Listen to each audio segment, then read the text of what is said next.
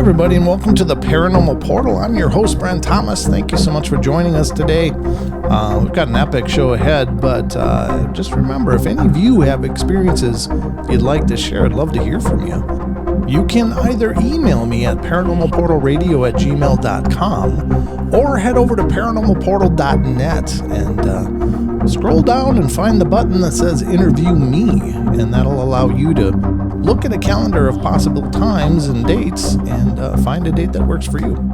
Love to hear your stories, so definitely get in touch with me.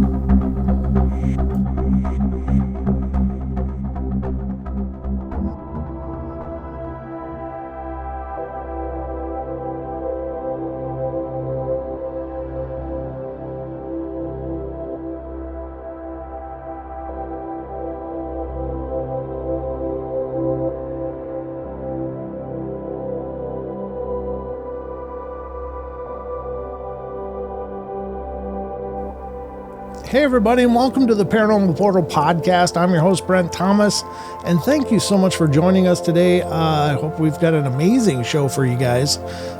This is going to be a topic we've never discussed on the show yet, but we have a special guest joining us today, and he's going to walk us through this incredible event that it was brand new to me. I never heard of this before, but once I started looking into the material he sent me, I was like, oh my God.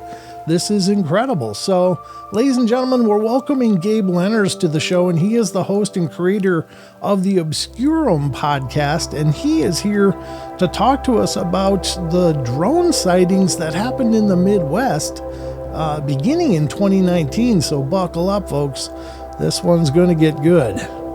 Hey, Gabe. Buckle up. Buckle up. I'm buckled up. I'm ready to go, Brent. I'm ready.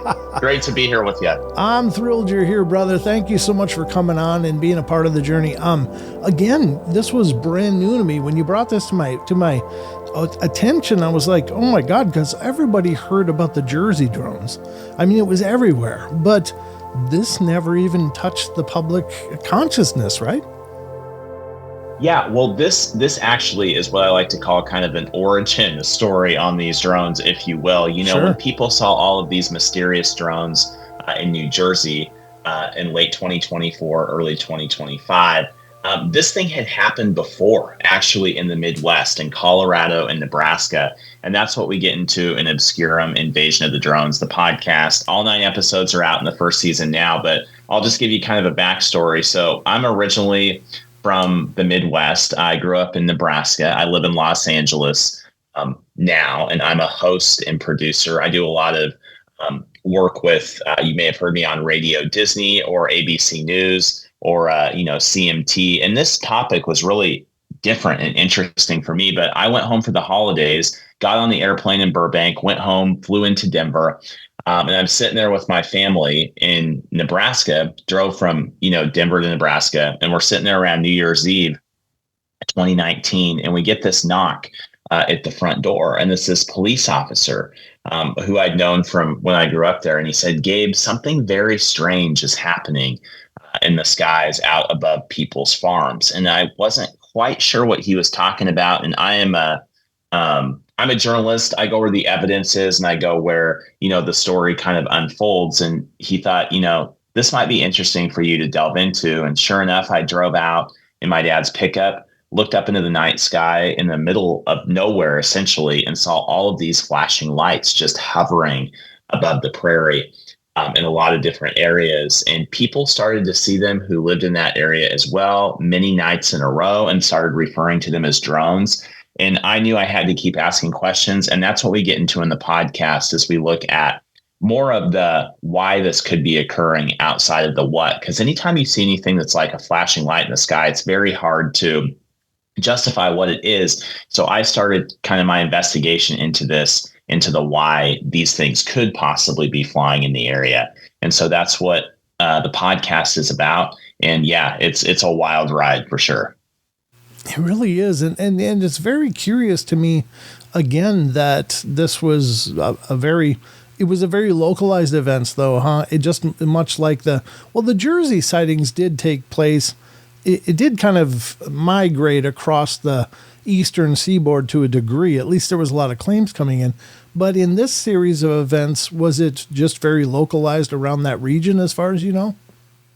So it started out as being localized in Northeast Colorado. And then, honestly, a few local news outlets started reporting on it, and even some national ones. So it got big, and then kind of the pandemic took hold after. Yeah. But it started in Northeast Colorado, then fanned out really to Southwest Nebraska, Eastern Nebraska, Northwest Kansas over the period of about 4 to 5 weeks from late December 2019 into January of 2020. And yeah, so it did start out really small, but then really grew to other areas where they were seeing these strange lights in the sky.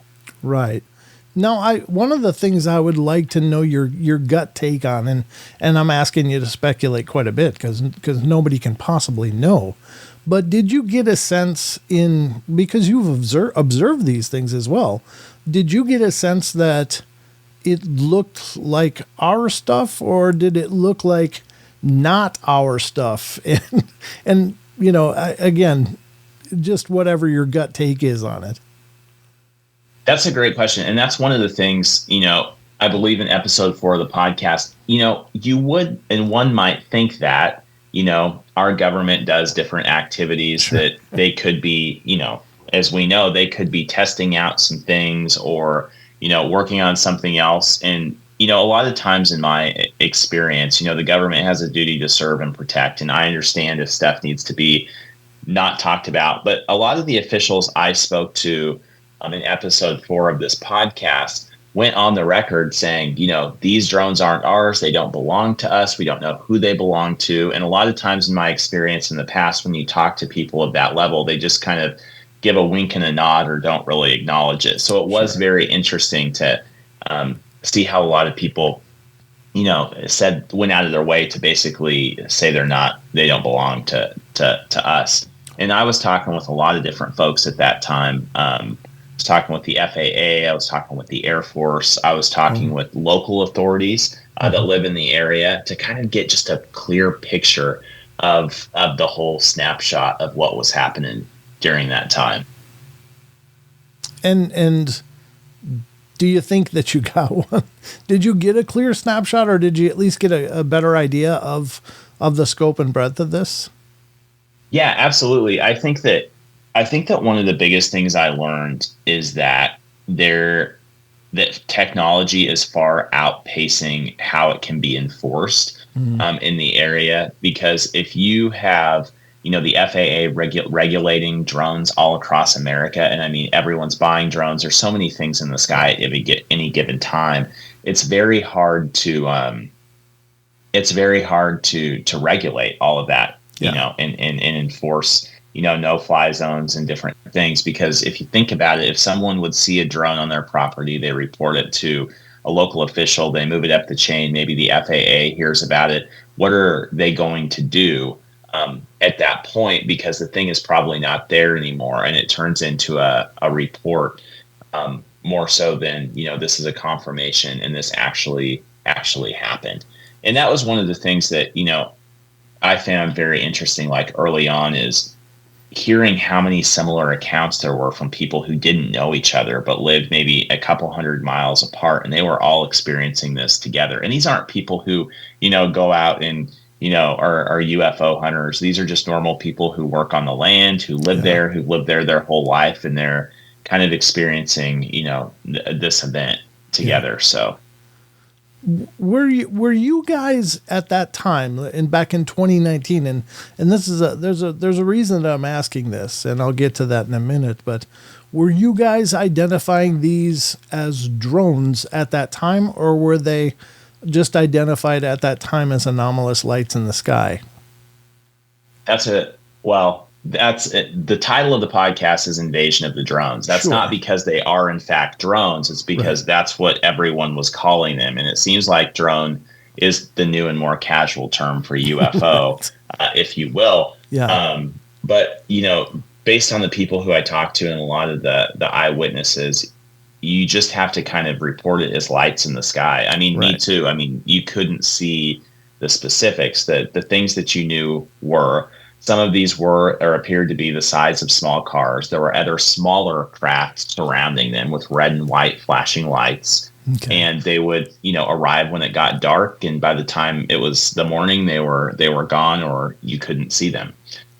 And so that's basically the gist of them. So that was the next part of my question. Did they all look like a uniform object in the range of sightings? And clearly that wasn't the case. And the reason that I bring it up, and I don't know what your take is on this, but in the Jersey sightings, it was drones. Everybody was identifying them as drones. Well, suddenly we no longer have UFO sightings. We have drone sightings, which maybe makes it much more terrestrial and plausibly deniable events like, oh, that's just people flying drones. That's just the new thing. And I find that to be, and this isn't a critique, so please don't take it that way, but when there's such a variation of what people are seeing, both in size and in visual observation, how did the lights move? Some people saw these glowing balls of plasma. Some people saw more traditional blinky lights, like what a drone would look like. But everything just got shell categorized as drone. And I thought, oh, well, that really kind of negates the uniqueness of some of these sightings from one another, just because now it's just tossed into a batch called drone. And even following that then, and there's drone sightings in Minnesota. There's, I heard about a bunch of them after the New Jersey sightings, that everything was reported as drone sightings now. And I just wondered about your take on that. I think that's a great point, honestly. I mean, what's going on now and how this drone mystery kind of fits into the broader scope of what's going on with UAP is confusing, to say the least. And the best way I can say it is that it's kind of like now more than any other time in history, I feel like we see and have seen a circus in the sky. We have a lot of different things going on up there at the same time. And definitely during the New Jersey sightings, every single thing was being classified as a drone. But if you think about it, there's helicopters, there's airplanes, there's consumer drones, there's probably these mysterious drones. They're what people are describing as orbs or a larger mothership drone. It's hard to tell the difference between if it's an orb, what people describe as a traditional orb, or if it's some type of drone. So those are up there. Then you probably have governmental drones that are studying those types of things at the same time. And who knows what else is up there. And then you have UAP, which have different anomalous characteristics, which, that to my knowledge wasn't really discovered during the New Jersey sightings. I mean, like I said, I go where the evidence is, but that's mixed into the bag. And there's just a lot of stuff happening out there. And what you have in New Jersey as well, less so in Nebraska and Colorado, just because of the remoteness of the region and how nothing was really flying there, period. You could really kind of separate what people were seeing from like normal and clearly not normal, because there's nothing ever there.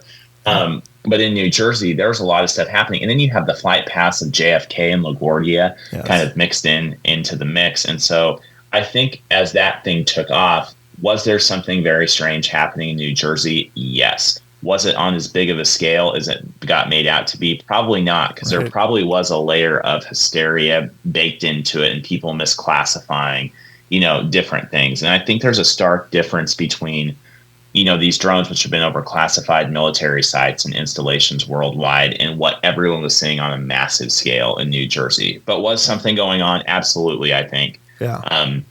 But it's hard to separate lights in the sky from something else. I agree with you 100%. Yeah, I just think it's just kind of a curiosity that now everything's a drone, and it's just causes. I think it actually increases the confusion of this phenomena, because now there's no separating it between something I can buy off the shelf at Target or, something that's coming from a different interstellar space. For God, who knows? But it is interesting to me. I'm wondering, along with the sightings that were happening in Colorado and such that you were a part of investigating, was there any other phenomena being observed that was attributed to this, or was it simply visual sightings? Like in this is a brand new topic to me, so I forgive me for asking a bunch of really vague questions, but I'm trying to understand the phenomenon. It's new to me too. It's new to me too. Like I said, I mean, I'm used to this story literally came to my front door. Yeah. So I'm right there with you. I think that I talked to a few people there, and you can kind of take what you will or what you won't from what I talked to them, but they are in the podcast. Mm-hmm. But basically, as we get into this story, one of the people who was being looked at as possibly flying these drones, which probably looking back, you could never have one person or a group operating this many that are expensive over this region. Mm-hmm. But the FAA was interested in one particular group or individuals. And as I talked to them, which I tracked them down, and we changed their name to protect their privacy in the podcast. But basically, they were convinced that the drones were there because there was like some type of UAP in the region, and the drones were trying to study what was happening in that region because of the UAP. Now, I never saw any evidence of that, but that is why there's an interesting wrinkle to that story in the podcast. But so I have heard that, but I never, personally witnessed anything that would lead me to believe that it had like anomalous, type of features. Sure.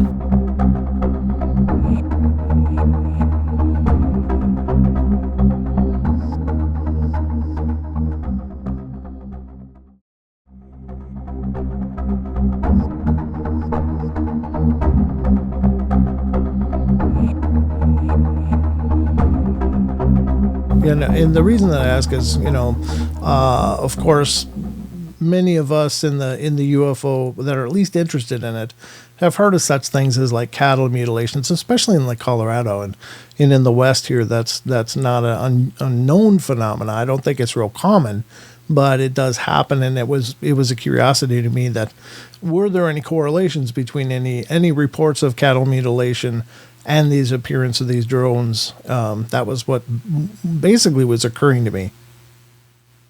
Yeah. So in the third episode of the podcast, it's very interesting. I do meet a cattle rancher who's lived in the area for a long time, and he, did have multiple what he described as mutilations. Once again, I'm not an expert on what a cow looks like. Sure. In that state or whatever, but he did have these flying above his place, and he saw some really interesting things, which he actually had captured in the scope of his gun. And, cows were, killed during the time, he said, roughly of when he'd seen some aircraft flying nearby. So wow. You can't justify what was happening with that, but it is very, very interesting based on what he told me. And like I said, I'm the most level-headed person you'll get, and I thought it was an interesting kind of perspective to include in the podcast. But yes, that is something that we do delve into in the third episode. Wow. So how did this journey evolve for you personally before this occurred?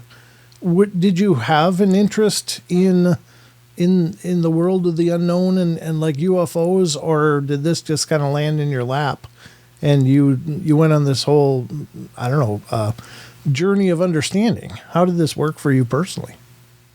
I'm always interested in storytelling and capturing great stories and, journalistically getting to the bottom of things. And with Obscurum overall, we hope to do a lot more kind of on this obscure side of America, told through the eyes of the people who live it. And so I'm very much interested in the story and how it evolved. So that's where my interest was. But as far as like chasing the unknown, I mean, I used to be a storm spotter, and so I'm interested definitely in the science aspects of the atmosphere and the background of that, which kind of, believe it or not, played into this a little bit with weather conditions, and if drones could fly in certain weather conditions, and what type of things may be able to go against strong winds in the upper levels of the atmosphere. I went to college originally to do to study meteorology, and I still do TV weather from time to time. So I'm really fascinated about that. But yeah, so I've definitely become more interested as I've gotten into doing this, and more so more so than not, just because it is kind of a security, it's a threat when you don't know what's flying in the sky above you at any given time. I mean, we've had so many different incidents over the past years with airplanes and different things that I think it's really important to know, all the time what's going on in the sky more than anything.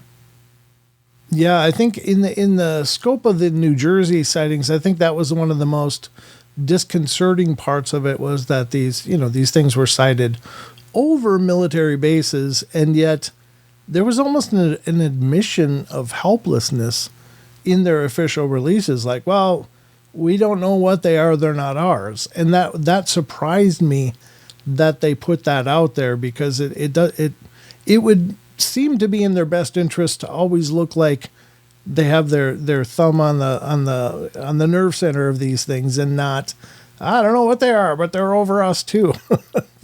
You know what I mean? No, I'm with you. I think, and I was actually in New Jersey kind of at the height of that as well. Okay. And I can honestly say, I think there was just a lot of confusion from the top down as to what was really going on. Yeah, I think you're probably right. And I think that was a great point about that everybody and their brother was seeing these things, probably in some cases because they wanted to see something, so everything became a drone. I think that's a very real part of these kind of phenomena, that, everybody wants to sit at that table. So I'm sure that a lot of things that got reported and got carried on were probably helicopters and like you said, that normal air traffic coming and going.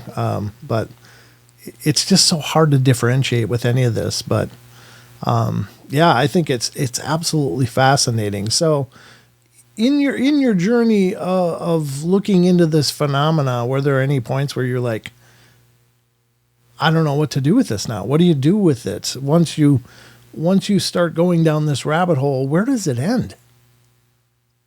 My goal was I wanted to find an ending and figure out what it was, but I think historically someone needed to document it, and more so have more people come forward so we can continue the conversation as to what's going on. I knew it would be very tough to pinpoint one specific thing for the reasons that we talked about, earlier. Is there's so many things happening at the same time.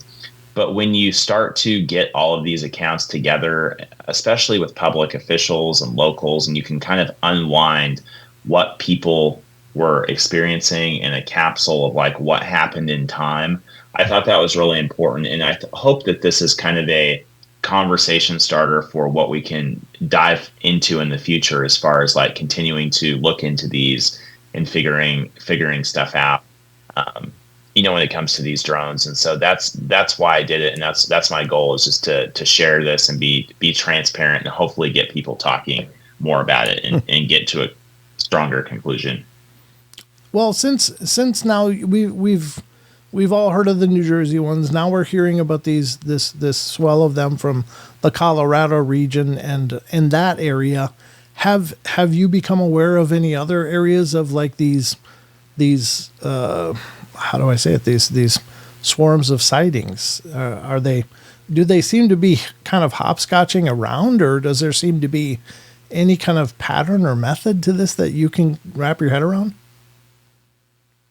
It's tough to, lock in on a method, but there is definitely, there have been other sightings. We've had, even this year on a big scale, there's been sightings seen in Texas. There's been sightings over Camp Pendleton in California, also in Langley in 2023 for 2 weeks in December. The Pentagon went on the record and said we had unexplained drones swarming, and we don't know whose they are or who they belong to. And then we had the New Jersey things. We've also had reports of drones in Ohio over, I think it's called Wright-Patterson Air Force Base. Sure. I'm not for sure. So there's been a lot of other of these drone sightings, if you will, and then over our military installations in the UK. So, it's very hard to think that, one small group of people could be operating all of these simultaneously.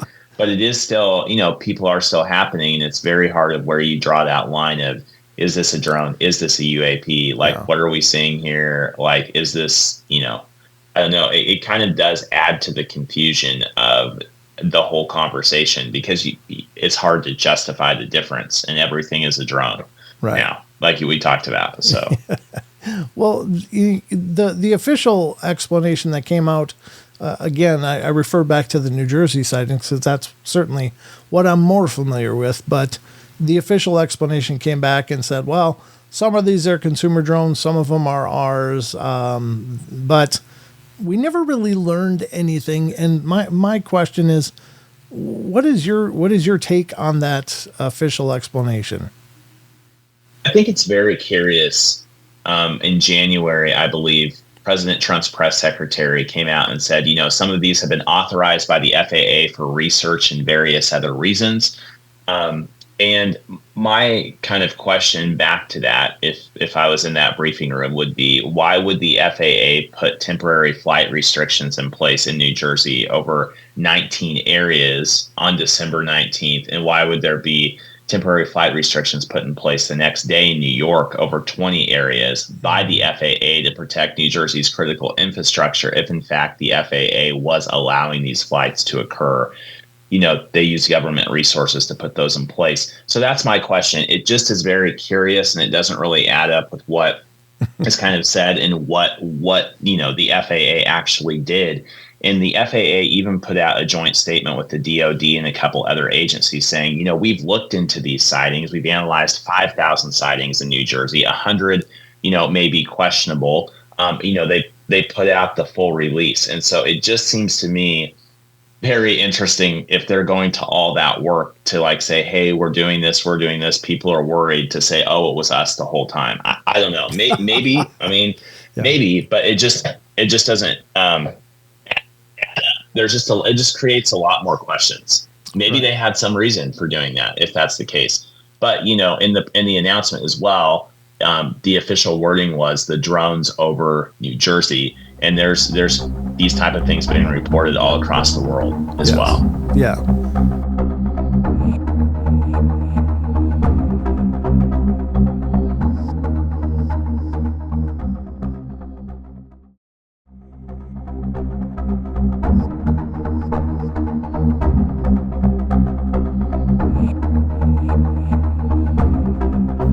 My other question would be that some people, when they attempt to really research this stuff, have experienced pushback.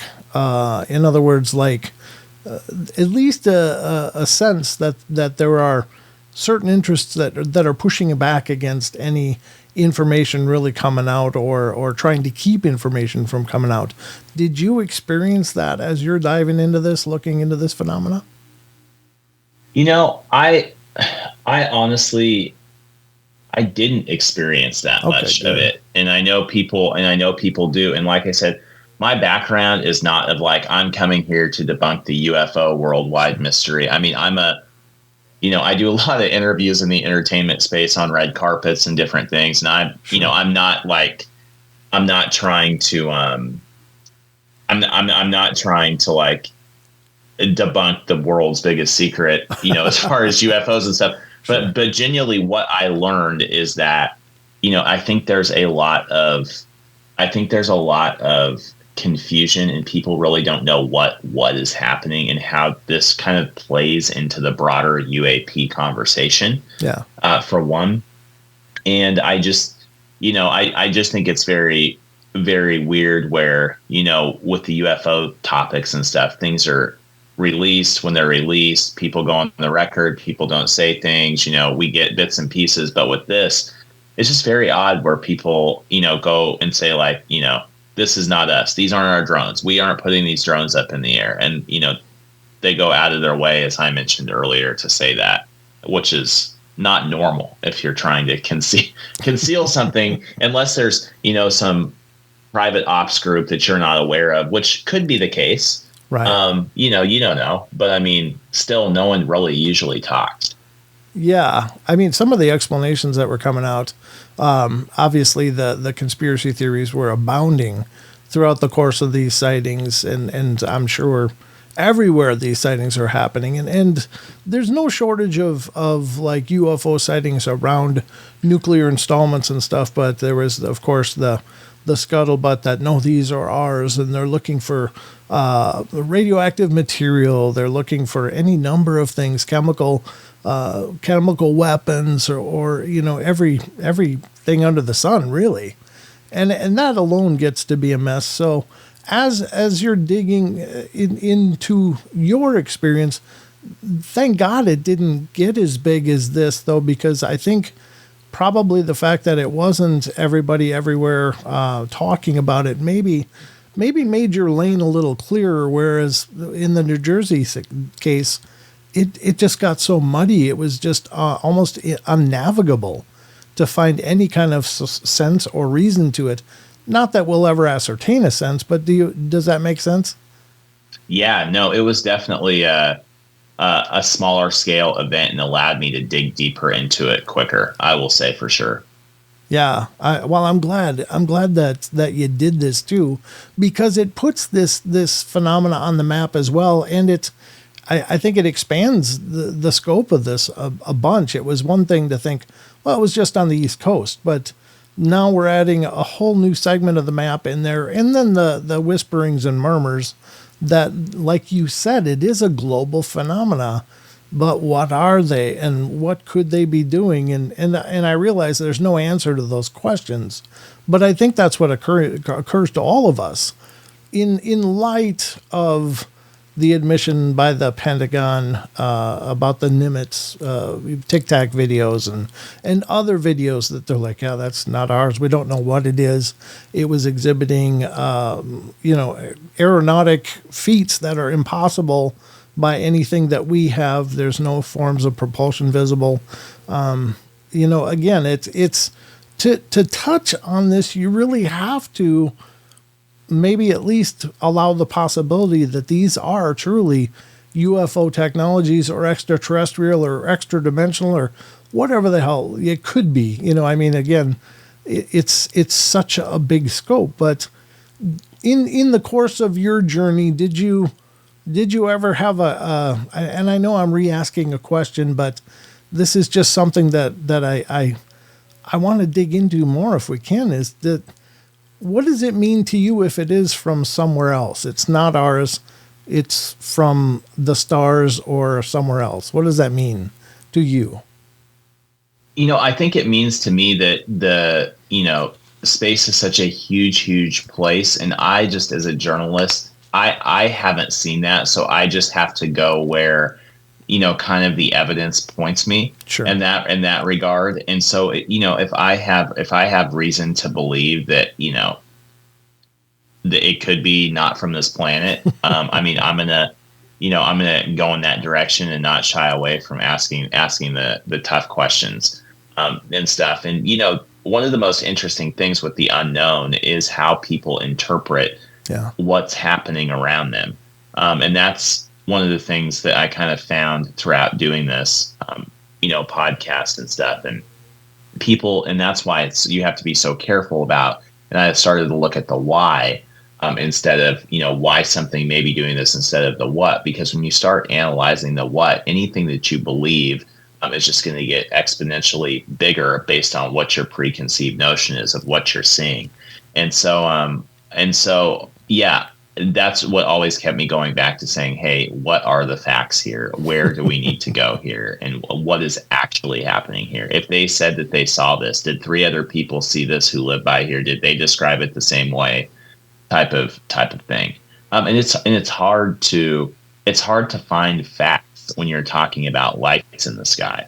Yes, it really is. It's very hard. And that's why, like, the things that you can confirm on the ground are the most important as it relates, to the lights themselves, which is what we did in the podcast. And that must be kind of maddening too, in a sense, in that you can corroborate the sightings, you can map where they happen, you can see that there's merit to these claims that people were experiencing and seeing something, but to know that perhaps there's no possible answer. Isn't that kind of a tough part of this for you too? It is. I mean, there could be no possible answer, but I think one of the things that you have to look at too is whatever's whatever's in the sky. If it isn't extraterrestrial in nature, it costs a lot of money, and someone's paying for it. And it's very expensive to see SUV-sized aircraft hovering above people's farms. I mean, it really is. Yeah. And so I think there is a way that you can figure out more, related to this and into it over time. If that is the case. So, I mean, I still have hope that we can get, answers with this because, it's concerning when people don't know what's flying above their house. Yeah. Like I said. So, no, yeah. When you were looking into this, when you're talking about SUV size craft and stuff, and this is a true curiosity of mine because I just don't know, but do objects that size tend to show on avionic radars? I mean, did you catch any information about anomalies showing up on any airport or other authority radars regarding these anomalies? Yeah. So I had a conversation with the FAA about this actually. Okay. Which we get into in the episode 4 of the podcast. And what happens is like when you have radar, it's not typically, and even doing weather, the radar is like a cone and goes kind of outward. So it's very hard to kind of justify what's low and away from a radar site. Okay. And so in these cases, from people I spoke to, they weren't showing up on radar. Okay. They weren't showing up on flight radar. And that would, kind of echo what some other people have told me in other parts of the country too. So it's kind of just a gray area on from what I've heard. I'm not an expert by any means Sure. of what shows up. Yeah. Right. But it does raise the question, is there some level of technology that we have that does pick these things up? And again, it's speculation at best, but this is how my mind works. It's a mess up here. Yeah. And I mean, at the height of the Colorado and Nebraska thing, I mean, the FAA, Colorado Division of Homeland Security and Emergency Management, they took out a high-tech plane, which is used to fight wildfires. And you can actually see and pinpoint, a cat in the middle of a wildfire with this technology that they were flying around trying to look for these drones. And still they didn't get a lot of anything, but there were, I believe from the official report, 4 or 5 things that they weren't sure what they were that they did come across with that plane. And so they were trying and stuff. And, I don't know the specifics of that and how low and high and different things it was flying. But that also leads you to believe, when we talked about the people, the different agencies saying, we're going to, it's not ours, whatever. They took the time to fly this plane out there and see what was going on. So. I'm actually really impressed with that though, because, but I think even in that case, that is an answer though, because if they did take that out and didn't find something, that means something. I mean, that's the evidence of omission is not, what is it? How does it? The evidence of absence is not absence of evidence, because by not detecting something, I think that does rule out what it probably isn't. And that helps when you're looking for the needle in this haystack, because if it can rule out, well, it's not this, it's not this, it's not this, but we really didn't see anything, but they're still being seen. So it's something else. And I think that leads us somewhere at least. Would you agree? Mm-hmm. Yeah, I think so. I'm with you. Yeah. I'm excited by these journeys such as this, because it takes people like you that are willing to go out and take on the mantle of this stuff, because we've all got questions and questions and questions.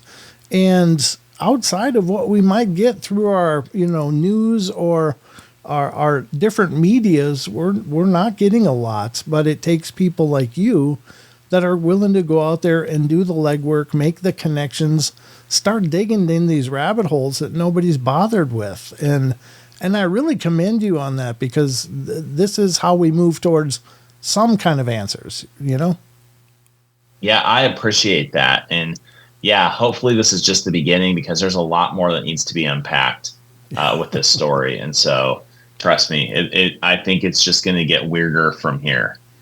So parts 1 through 9 are out there. What is next then, after these 9 episodes? Are you working towards further investigation? Yeah, I mean, so I'm going to keep trying to, through putting this podcast out, I've had a lot of different people reach out and have different tips of things I should, kind of look into related to these drone sightings. And then also, like I said, I was in New Jersey, and I'd love to keep investigating what was kind of going on there, because that is still such an evolving story. I had people there who are like, they never left. They're still here. Oh. And so the news cycle has shifted slightly. Right. But yeah, so I want to keep, trying to figure this out and get as much transparency as we can, possibly get. Well, that's a great thing that you brought that up, because that was actually going to be my next question. Why did they stop? But apparently they didn't. These things are still going on. Are they also still going on in the Colorado region? Yeah. So, I mean, I talk to people all the time who, not on as big of a scale, but still continue to see, strange things in their rear view mirror if they're driving down the road late one night, or, hovering over their farmland. But not on as big of a scale, but there are still, there's things out there that people are telling me they see. Different from like, oh, I saw a UFO sighting or a shooting star, but just like these low, kind of drones, if you will, or whatever the heck they are. Yeah, right. But it is interesting, and it does make you wonder, though, if these sightings preceded this as well, but this was just the one event that was maybe more active, and that's what really jumped up to people's social radar, was that a lot of people saw it, whereas rather than just a few people throughout a community might have seen something. It sounds like a lot of people started seeing something, but you got to wonder if is this a continuation from something that's, again, much older than that, or was this the genesis moment when it started and now it's expanded? Again, speculation, but it is curious. It is curious, and definitely the historical kind of thing is, we touched on it a bit in the podcast, but that's something I'd like to dig into more, because there are so many people who've lived in these areas who have interesting stories about things that they've seen that do resemble some of these drones in the past. And so that would be something that I would really like to look into more as we keep putting more hopefully episodes together. Yeah, because of course, diminutive lights or anomalies, along with UFO phenomena, and even separate from it, are not new. There's so many in the paranormal field. There's so many mentions of these strange orbs and lights, whether they're spirit orbs, UFO, any other number of things that people attribute these lights to. But it makes you wonder if maybe this is just an ongoing thing for generations even.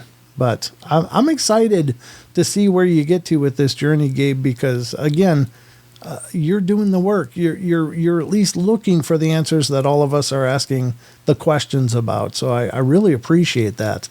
But before we get wrapped up, I do want you to take some time and let people know where to find this stuff and where to keep in touch with you.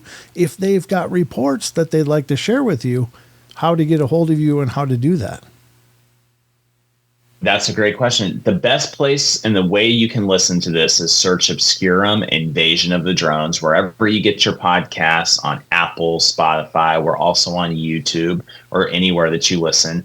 As far as sending the reports, you can visit our website, but also one of the best things that's just turned into a conversation is when you listen to the podcast, if you can just leave a comment wherever you listened, right after you leave a rating. And there's been so many different, great comments on there. And I look at those all the time, and share your story there. Tell us what's going on. And, you have a missing piece to this story that we need to know about. So please just do that. And yeah, it would be good to hear from you.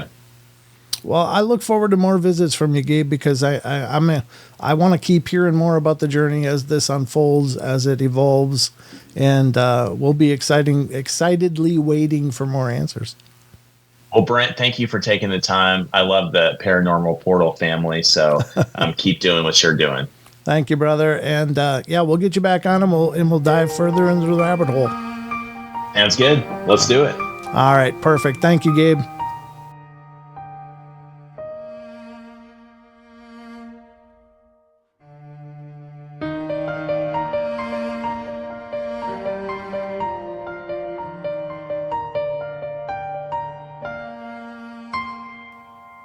All right, everybody, that's going to wrap it up for us today. So hope you guys enjoyed the show, and thank you again so much for all your love and support. And remember, if you want to follow the Paranormal Portal, probably the easiest way is to head over to paranormalportal.net. And that's the homepage for the Paranormal Portal. And you'll find links to all of our different social media and sites and information about the shows, including our YouTube channel, which is youtube.com/paranormalportal.